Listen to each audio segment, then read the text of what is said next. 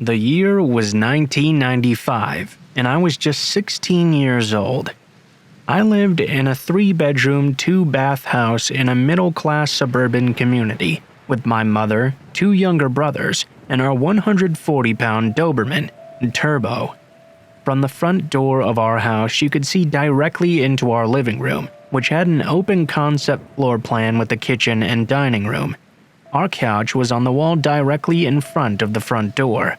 It was the summer between my sophomore and junior years in high school. My brothers and I spent a decent amount of time outdoors. This was back when people still did that sort of thing. I suppose anyone paying attention knew who lived in our house, and I suppose they knew that the only adult was gone when the only car was gone as well. However, prior to the man showing up at the house, I'd never really noticed anything off, and I never noticed anything after he came either, so maybe we were just a random target. It was a Saturday, and my mom and the boys had run to the grocery store. In Nevada in the 90s, almost no one had air conditioning, so to cool off you would open all the windows and doors and use fans. On this particular day, I had the sliding back door and front door wide open to get a bit of a cross breeze going. Neither screen door was locked either. I was napping on the couch in full view of the front door, in shorts and a tank top, with unlocked doors. It's a good thing we gain intelligence as we age.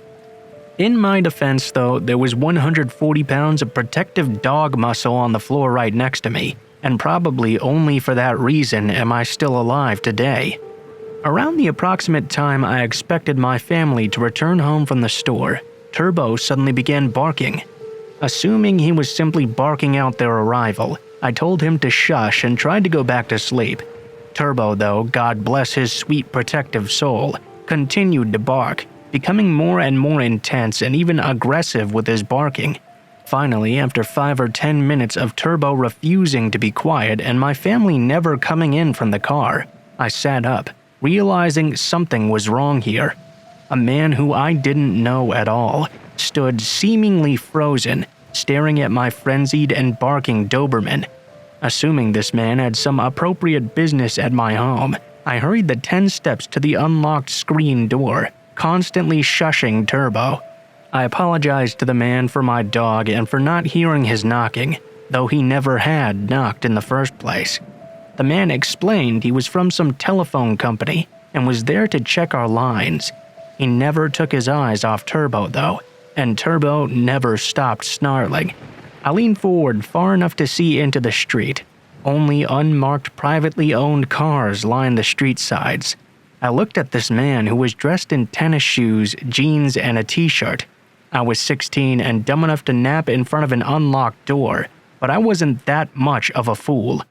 Phone company personnel A. always wear uniforms, B. always drive company vehicles, C. don't come without getting called, and D. they most definitely don't work weekends. I looked at the man, who had yet to look up from the 140-pound dog that was now foaming at the mouth. I grasped the screen door handle and held it tight. This got his attention. He looked directly into my eyes as I said, "You have 30 seconds to show me your identification, or I open this door." I don't even think he made an incoherent excuse as he ran away. I fell to my knees and hugged Turbo tight. I then gave him the meat we had in the fridge. I believe with absolute certainty I would have been attacked if he hadn't been there. I like to think that if I hadn't had a huge, overly protective dog, I would have been in the habit of locking doors.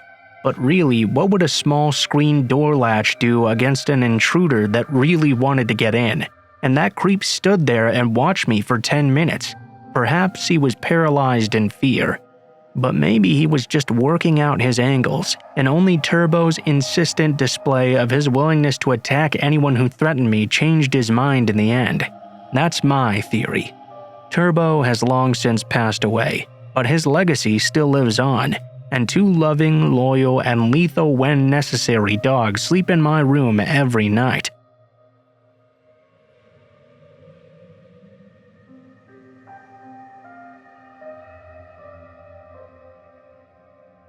Back in about 2000 or 2001 or so, I was driving by myself from visiting my mom in Colorado, back to Arizona. I was in a station wagon and had a desk my mom had given me that was my grandfather's. I've always been scared driving at night that there's someone in my back seat that's going to get me or something. This might be because of too many scary movies, or perhaps because my own mom's paranoia has rubbed off on me over the years. I was in the army and drove back and forth a lot to go visit her. I remember she would always get mad at me for sleeping at rest stops or gas stations and tell me someone was going to kidnap me and kill me. I just didn't want to be bothered with the hassle and expense of a motel most of the time, though. I digress. Anyway, I'm driving an empty stretch of highway very late at night with no other cars around. All of a sudden, this red truck comes up behind me, flashing his lights and honking his horn at me. I was thinking to myself that there was something wrong with my car, or perhaps there was something wrong with the desk in the hatchback. Why else would this guy be so insistent on pulling me over? So I did pull over. I was in my mid-20s and still a bit naive. As I'm getting out of my car, he's directly behind me, still flashing his lights and honking his horn. I got to about midway between his car and mine. I still planned on going back to see what could have been wrong with my car, when it suddenly hit me. Why is he still honking at me when I'm not in my car anymore? That was pretty odd. Then he hopped out of his truck. That's when I knew something just wasn't right. I jumped back in my car and sped off. The next exit was 45 miles or so away.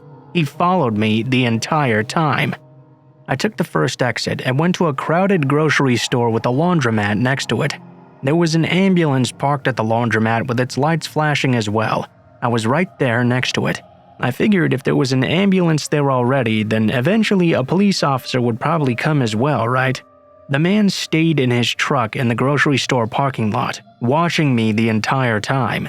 I was terrified. I didn't want to get out of my car again, and felt like an idiot if I would have had to tell someone what happened. After waiting an entire hour, he finally left. After he left, I waited a little bit longer before continuing my drive back to Arizona. I was paranoid and watchful for any red trucks the entire time. Fast forward now about 5 or 6 years. I'm watching Unsolved Mysteries or some similar type crime show with my hubby at the time. He knew what happened as we were dating while this occurred. Guess what story popped up? A story about a man on that exact same stretch of highway that drove a red truck that used those exact tactics and would get women to pull over and murder them after. I'm really glad my gut told me something was wrong and to get back in my car and drive.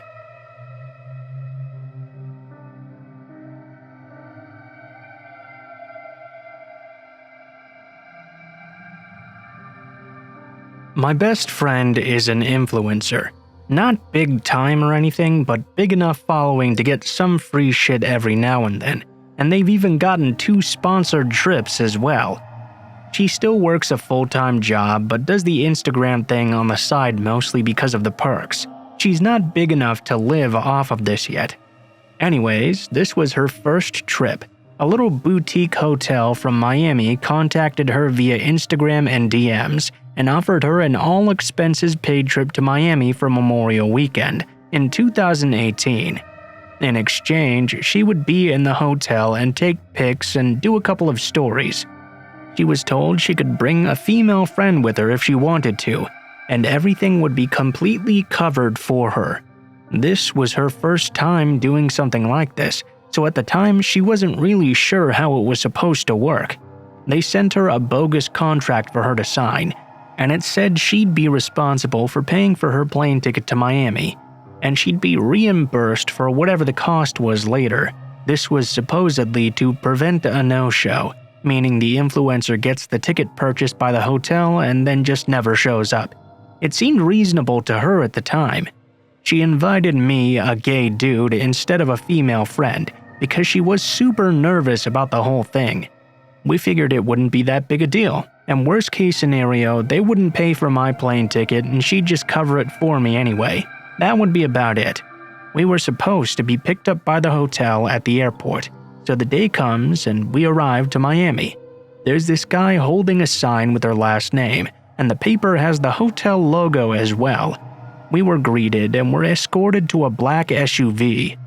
Here's where it gets weird. As soon as we were gonna get in the car, the driver was immediately visibly upset.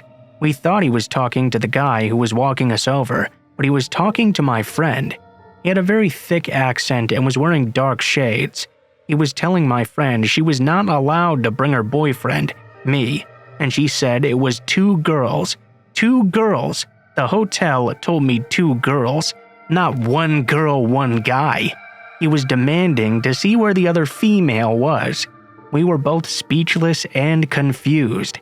The guy who walked us to the car looked very annoyed. He got in the passenger seat and started to fight with the driver in Portuguese. He then immediately turned to us and asked where the other girl was at. My friend tells them very upset by now that there was no other girl. She was at insert name, and that I'm just a friend coming with her on the trip.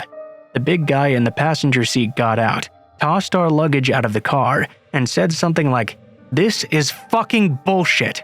He got in the car and they both took off right away. That was it. We were in complete shock, utter and complete shock. My friend immediately emailed Melissa, the PR person we'd been in contact through email with, to tell her what had happened. Of course, there was no response. We decided to take a cab and show up to the hotel. When we show up is when everything made sense. The hotel had been rebranded and had a completely different name, owner, and staff. We showed them the Instagram, and indeed the Instagram of the hotel it used to be, but not the new one. They never contacted us. They had never done anything. Whoever was in charge of the old Instagram account for the hotel did, or whoever got a hold of it in the end, I guess. Mind you, this was a somewhat big hotel account with above 10,000 followers. It was real at one time, but upon further inspection, we realized all of the pics were super old, and so were the posts as well. It was a defunct account. My friend felt like an idiot and would not stop crying. We called the police, met up with a detective, but nothing ever really came of it. They investigated who was running the account before or who had access to it. None of the people who used to run it had anything to do with this event. This meant that nothing really ever came of this.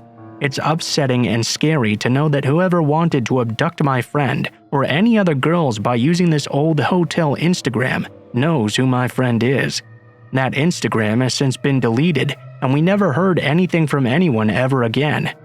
To think my friend would have been kidnapped had she gone with another girl instead of me sends chills down my spine to this very day.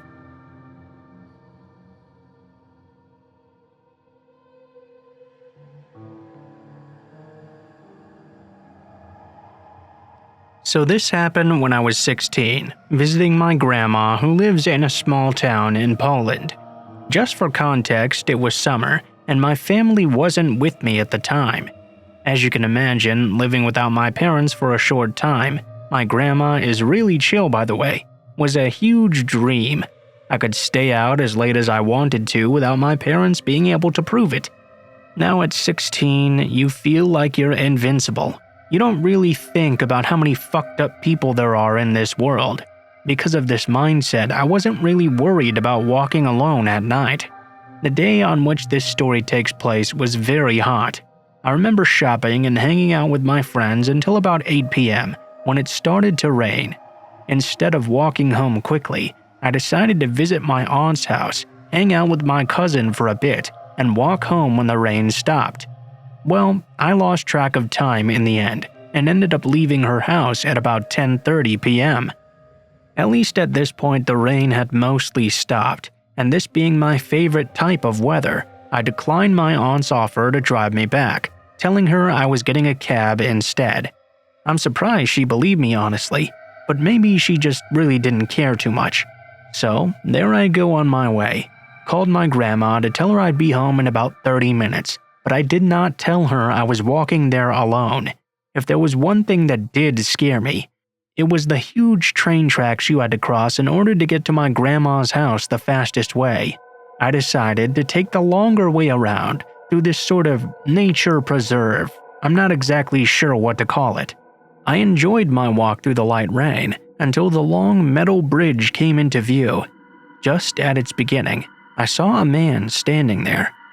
It was a small, quiet town, so it was not common for people here to be out this late, but I wasn't scared immediately. I could only see his back, but he looked just like every other guy you'd pass by on the street. He didn't seem to notice me either, so I really didn't care that much. I got distracted by looking at the trees to my left, but when I came to the beginning of the bridge, the man was now nowhere to be seen. I suddenly stopped dead in my tracks and got an ominous feeling on my back. This man couldn't have already been out of my view. It would have been impossible for him to move that fast. He would have had to sprint, and I definitely would have heard him running on this metal bridge. At the end of the bridge, there was a small path that led under it, which was hidden by thick bushes. I got even more scared by the thought he might be hiding there, waiting for me. I slowly started to walk backwards, not taking my eye off of those bushes.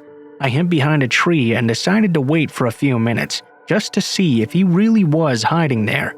After only about 10 minutes, my biggest fear came true. Suddenly, the man emerged from the bushes, looking in my direction. He was holding something big and shiny. I could make out in the dark that it was a knife. My mind started racing with 1,000 questions. How did he see me? Why didn't I see that knife before? Where had he been hiding it? He suddenly started to sprint in my direction. It was so fast, it was almost inhuman. He ran straight past me hiding behind this tree. I was so relieved when he did that. When he was out of sight, I sprinted off faster than I've ever ran before, not stopping to look behind me, being frightened the whole way back. I thought somehow he managed to track me down and do whatever sick thing he had in mind. Luckily though, I arrived home safely, my grandma waiting for me already mad. I decided not to tell her what happened, partially to not worry her, but also so she wouldn't tell my parents about our secret curfew. Looking back, this was one of the stupidest lies I've ever told, because of what happened just a month after this incident. 2 teenage girls about my age were stabbed dozens of times by this bridge. One body was found about 30 meters from it. The other had been thrown into the nearby river.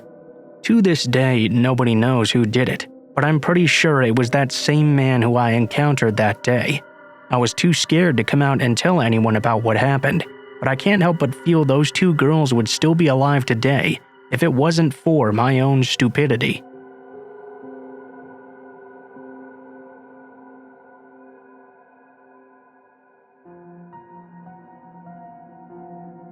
I live in a middle low-class neighborhood in the Caribbean. It's a quiet place where nothing really happens, the type of place people go and retire to and sip pina coladas all day. However, just a few houses next to mine lived a family that was not like the rest. They had the biggest house on the street and lived very luxuriously. Their kids would play with me a lot, especially the smallest girl who we all nicknamed Tiny. Tiny was about 5 when I was 11, and she was always over at my house. I knew my mom and the neighbors were concerned about a 5-year-old being all day outside and not arriving at her house until midnight on school days, but it was a quiet place where nothing ever happened, so no one really got too worried. When Tiny turned 6, her parents threw a giant birthday party for her, and all of the neighborhood kids were invited. I wanted to go. They had bouncy houses, water slides, and everything a kid could want to play with, but my parents wouldn't allow me to do so. I never quite knew why this was. I supposed it was because my mom didn't know her mom very well. I remember feeling very sad because everyone was there and I was stuck playing alone at my house. After the birthday, things went back to normal. One day, when we were all playing and talking about what our parents did for work, we asked Tiny and her siblings. None of them knew what their parents did, except their dad traveled a lot and was always at meetings. I didn't pay that much attention though, and we all continued on with our day. One night, we were playing out on the street when we started hearing loud pops coming from Tiny's house. I'll never forget that day. The neighbors, including my mom, came out rushing us inside, yelling that there was someone shooting. Some of us got into my house, and we stayed there as my next-door neighbor, a cop ran towards Tiny's house. All we saw after the gunshots was a black van rushing down the street, almost running over a dog in its hurry. Some men entered the house after. Tiny and her siblings wanted to check what was going on, but everyone forbade them to go. All I can remember was a bunch of cops and ambulances rushing in a few minutes later. After that day, I never saw Tiny or her siblings again. For a couple of months, the house sat empty, but black vans and strange men kept coming into the neighborhood, door to door, asking for any information about the man and his children. No one in the neighborhood spoke about it. I know the cops asked me about Tiny and the kids and if they ever said something weird about their dad and mom, but I was only 11 and more concerned with playing Mario Kart Wii than about what happened that night. Years passed by and the story sort of faded away. Now that I'm grown up though, I asked my neighbor cop what went down that night. There were rumors the guy had died. He said that night the man got a gun emptied into his skull and his wife was gravely wounded. She survived. Apparently, he was a drug lord that was going to make a deal with the police to turn in his rival gangs and some other people to the cops. The men in the van that were going door to door wanted to know where his kids and wife were to also shut them up, I guess. As for the kids, his oldest son was found dead a few hours away in a neighboring town, his car set ablaze. His other children are now living in other countries under witness protection programs. I just hope wherever Tiny is, she's doing okay, and the rest of her family got the help they needed.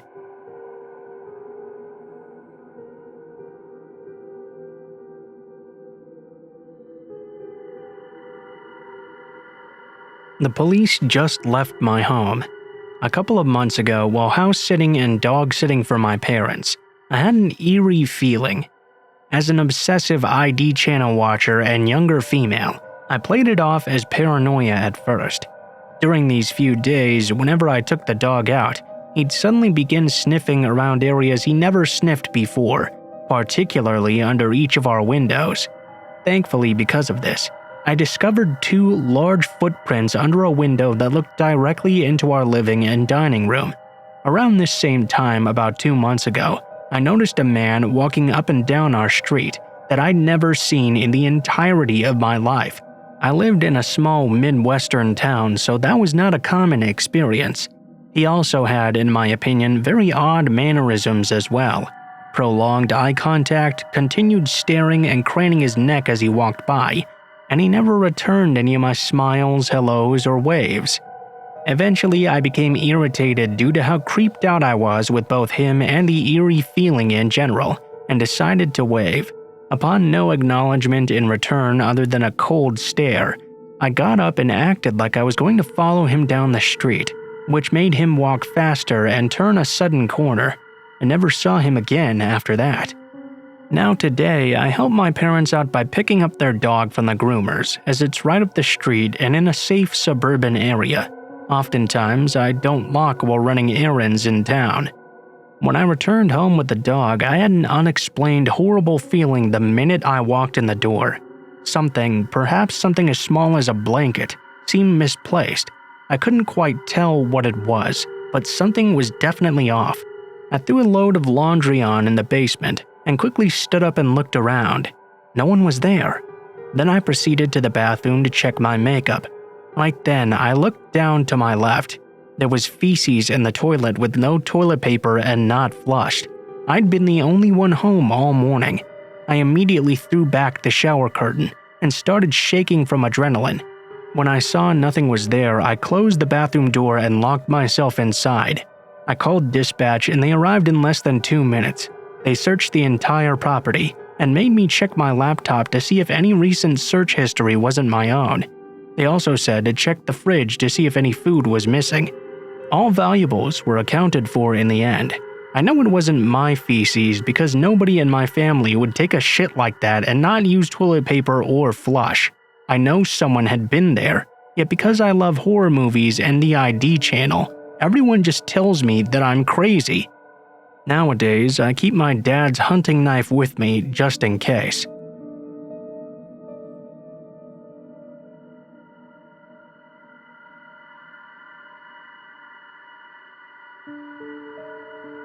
I was recently reminded of this story after telling it to some of my friends. This happened around 2011 or so, when I was still in high school. At that time, I really enjoyed PC gaming, and eventually started getting into a very specific MMORPG. I wasn't particularly good at it, but I wasn't playing to make friends or anything, only joining parties when absolutely necessary. For a few months, I just logged on and played some quests and did the normal stuff. Because it was so long ago, please excuse me if I can't remember all the game-specific terminology. Now, if I remember correctly, the game worked as follows. Some areas, like cities or towns, were public spaces, so when there, you would be able to interact with other people also currently there in their respective gameplay. If someone wasn't actually in your party, you would have not really any contact with them when entering into a private place from the outside. One day, when moving about in one of those public areas, I was approached by another player. We'll call him Andrew. He just started chatting with me. He was very friendly, and I didn't really sense any red flags. Honestly, it was a very standard interaction. Probably one of my first that wasn't only quest-related though. He was very friendly and offered to help me with whatever I needed to do in-game next. At some point, he just randomly asked me whether I was really a girl. My avatar was female, but my username didn't really offer any information relating to my gender. I confirmed, albeit confused, that I was indeed a girl. For a while, that seemed to be it. We continued playing normally from there, did a bunch of quests together, and after adding him as a friend, I logged off eventually. Everything seemed perfectly fine with that interaction. A few days later, I played again with what I assume must have been newfound confidence in my friend-making skills thanks to friendly old Andrew. I did a quest with some other people who offered to let me join their guild. I was sort of stoked because I'd never had an offer to join a guild before. I immediately accepted and joined, even though it was tiny and unimportant. I was just happy to be there with other people. The next day, I logged in and saw Andrew was also online. The game publicly showed your guild affiliation. He was immediately very angry, I guess. He reprimanded me that I shouldn't just join any guild, and demanded I leave because he wanted me to join his instead. I was very confused about his strong reaction, but I felt like I must have somehow betrayed my friend, so I did as he asked and accepted his invitation to join his guild. I felt bad for just immediately dropping my previous one, though I did cheer up a bit when I noted that Andrew's guild was rated insanely high. The next time I logged in is where things started getting real weird. Just to clarify, I'd never exchanged any personal information with Andrew. All he knew about me was that I was a female. Not only did I value my privacy in-game, and never exchange personal information with anyone on there, I never posted on any public forum about the game. I never joined a group on social media related to it, and I hadn't even liked it on Facebook. As far as I know, there was really no way to link me to my account. I didn't even use the same username as my other accounts. I log in and Andrew greets me in the chat with my full name and surname. Now, my username was not related to my actual name, and I had never told him anything personal about myself, including my name. I was very confused. I assumed that perhaps since I hadn't been playing very long, I just hadn't totally understood the settings of the game. Perhaps my name was in an option available somewhere in the options menu. His messages became weirder and more invasive and sexual though. I remember specifically him saying, "I can't live not knowing what it feels like to touch your skin," followed by many messages of him speculating what I must smell like. I logged off and had no idea what to do. Being a stupid young person, I decided to try and freak him out, so I did some snooping of my own. I remember all I did was look up the guild's Facebook group. I think he was one of the admins. He was the leader, so it wasn't exactly hard to find him. At this point, I didn't know his full name yet either, but it was easy enough to figure out. Let's just say his username in-game was something like Anna Crew, just one letter off from the admin called Andrew. Next time I logged back in, he was online as well. Once again, he greeted me by my full name and surname, and some additional info this time as well. I responded with the same, since I now knew what his name and surname was as well. He was unfazed though. He responded instead by asking me how things were in my neighborhood and at my school, specifically naming both of them. He knew where I lived and where I went to school too now. I immediately logged off, uninstalled the game, and never went back to it. I still don't know how he even got that information. It wasn't publicly available anywhere. I still have his full name and surname, and checked his Facebook out a while back out of sheer curiosity. Apparently, he's a professor at a University of Science and Technology.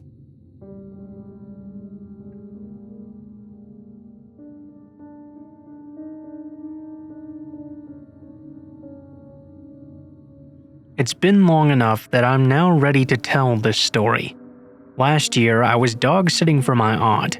The dog is small, sweet, and a little bit skittish. I had work most of the week, so I was just living in the house for the time being. It was a nice house, not big enough to feel empty if you're alone, but not small enough to feel cramped either. The only rooms I really used were the kitchen, bathroom, living room, and the guest room. My last day of work this particular week was a double shift.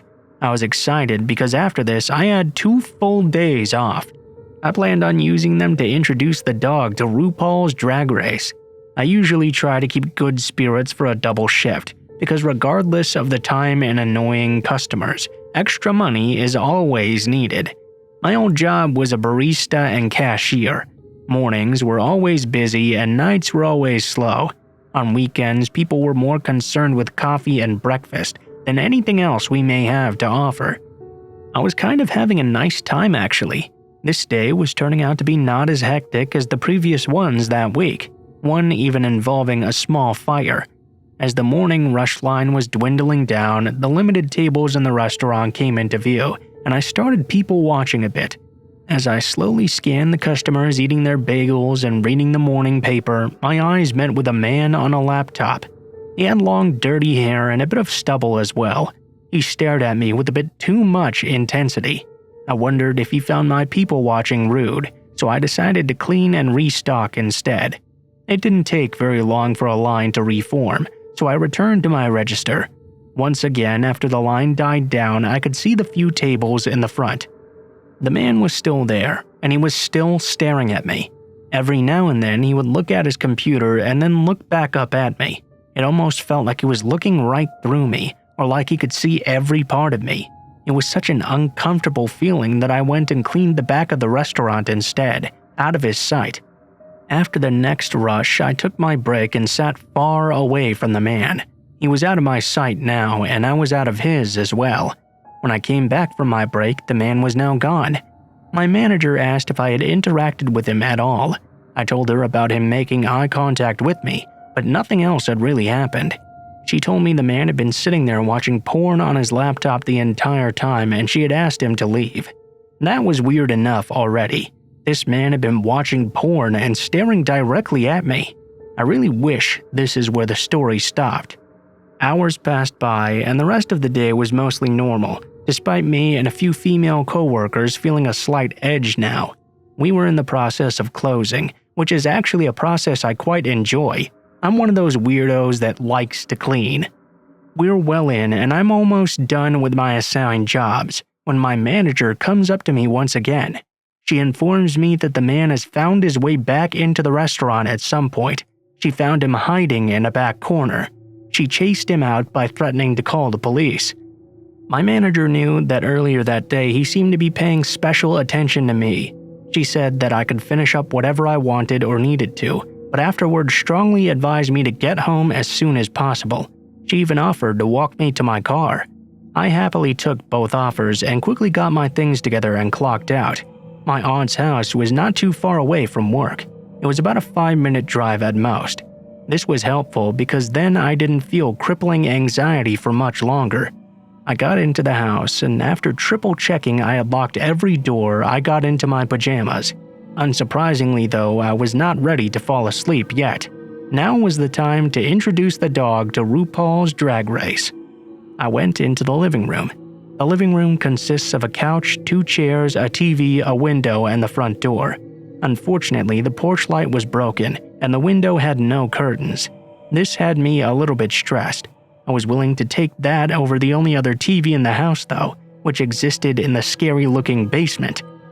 Facing the basement TV included having my back to a sliding glass door facing some very dark woods. No thanks. I was setting up the TV when the dog suddenly started growling. I really didn't think much of it. As I said, the dog is very skittish, so he growls and barks all the time. I wasn't even looking at him. I was muttering something like shush shush and trying to figure out how to work the TV. The dog would not stop though and started to get even louder. I finally put down the remote and turned to face my dog. I froze. The dog was barking at the window, and I could see an outline of a man in it, the exact same build as that guy at the restaurant. I screamed.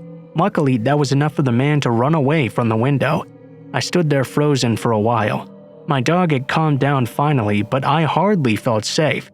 I went into the kitchen, grabbed a big knife, and did what any responsible adult would do in this situation. I called my mommy. She did not advise calling the police. My mom never does. Instead, she came and spent the night with me. I told my aunt as well. I spent the rest of my time dog-sitting, clutching the knife anytime I slept or took a shower. My aunt also gave me permission to have one friend stay with me every night. Nothing else ever happened after that, though.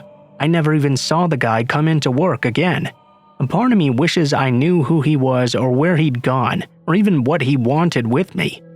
I'm glad, though, that he was a coward, and all it took to scare him off was my scream and an extra small dog. Who watches porn in a sandwich shop anyway?